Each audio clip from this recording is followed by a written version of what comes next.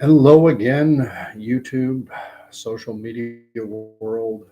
It's Gordon Causey once more, aka Gordy Canuck, coming to you from small town Eastern Ontario in the early mornings of Wednesday, the 30th of March, 5:25 a.m. Before I get rolling, as always, if you like my content, uh, you're welcome to like, to share, and of course to subscribe. Probably be doing these about once a week going forward. Anyway, I wanted to talk about the coming B.A2 subvariant of Omicron and the coming wave that we're being told is now underway. We're at the start of it, and just wondering how bad things are going to get or how good. um, and wanted to look at the history, the waves that we've had in the past. And I'm looking at hospitalizations because that I figure is the best barometer. When all this started back in March of 2020, initially we all learned the term flatten the curve.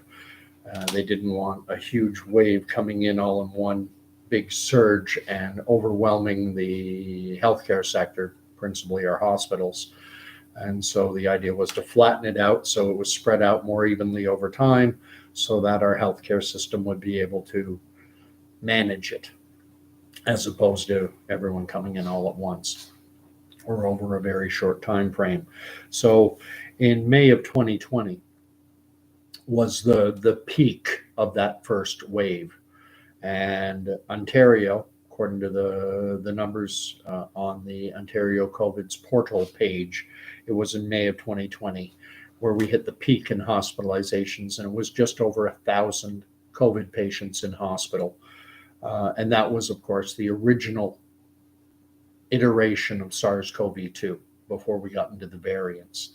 At that time, it should be noted, March, April, May, June of 2020 in Ontario, there were no masking mandates.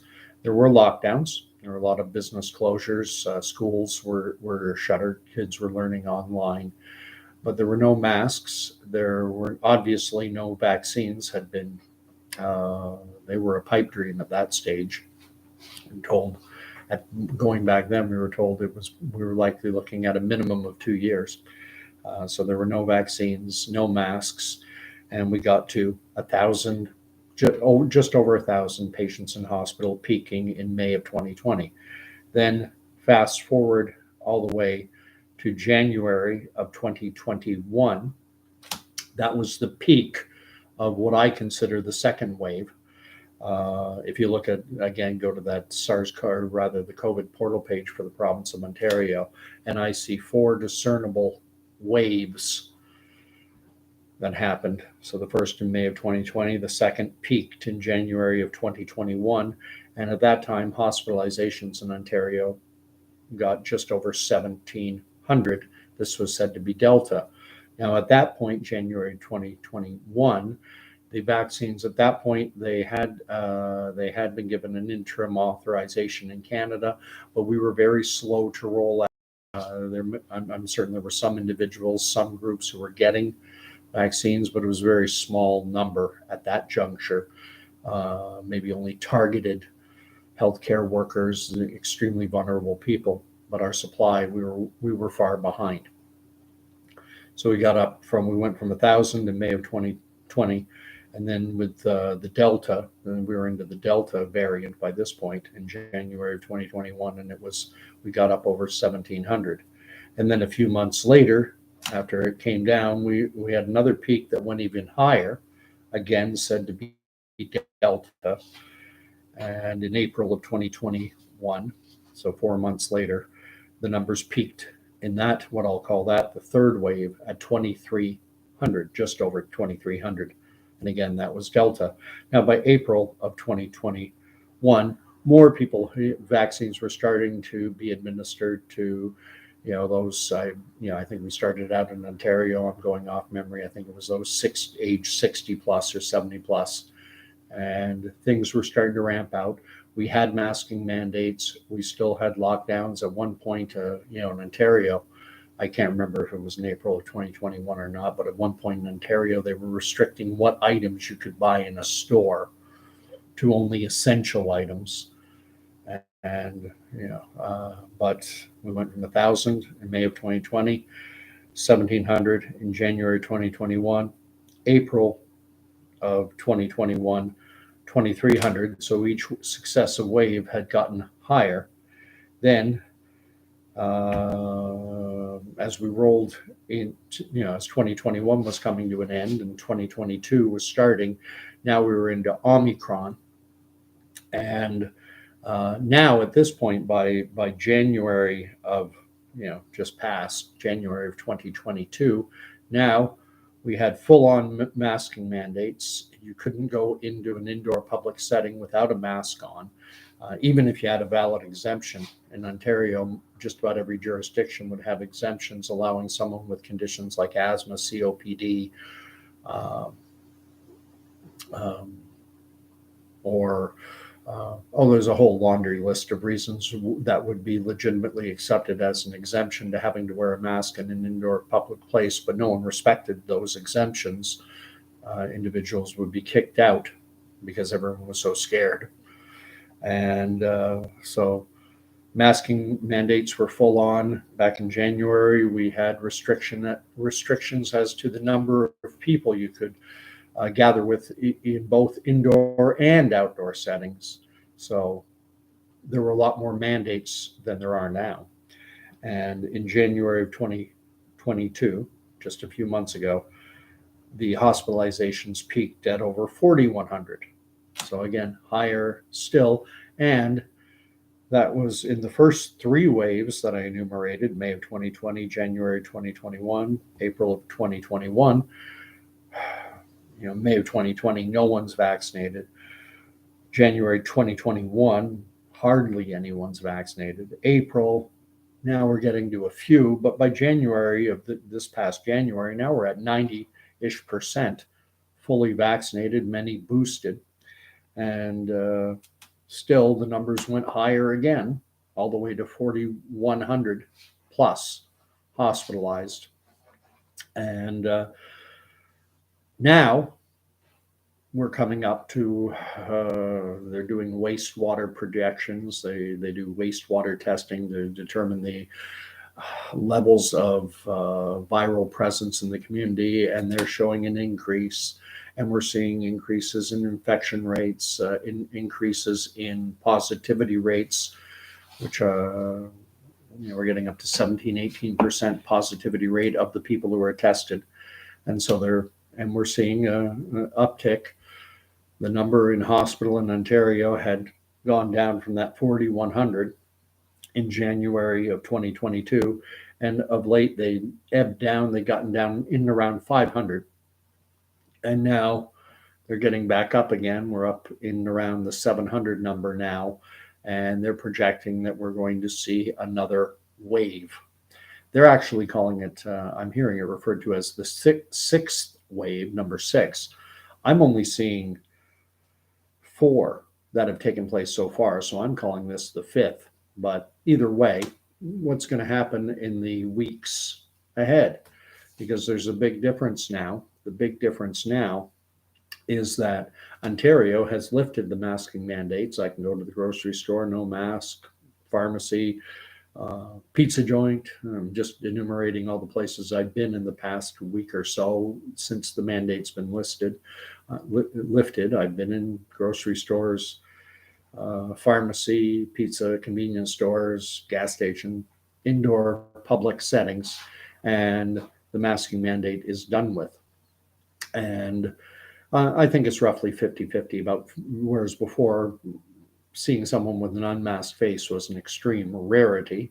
Now it's 50% plus who are going around unmasked. And I know that has many people hyperventilating because they think it's going to make things worse. They're not required. That's Public Health Ontario. That's our Chief Medical Officer of Health. So following the mandates.